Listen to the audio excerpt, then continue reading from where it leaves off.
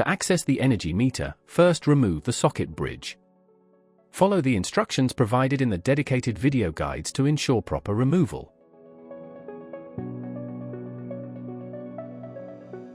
First, pull the RS485 connector upward to unplug it.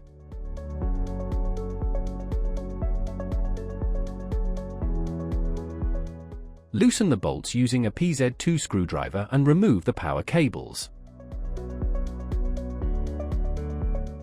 Memorize or photograph the cable order: blue, gray, black, brown.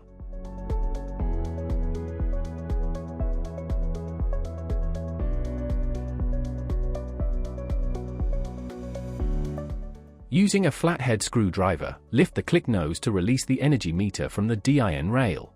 Note that the energy meter is installed upside down.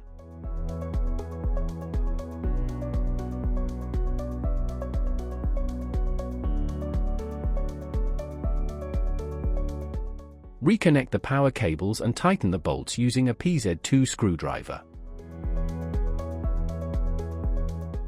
Ensure the replacement energy meter is also positioned upside down in the charger, and verify the cable order: blue, gray, black, brown. Install the new energy meter onto the DIN rail until the click nose locks into place.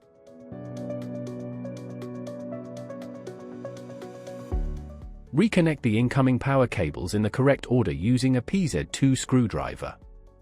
Tighten the connections to a torque of 1.5 Newton-meters.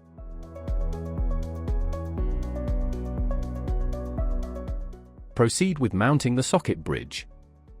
Follow the instructions provided in the video guides to ensure proper installation.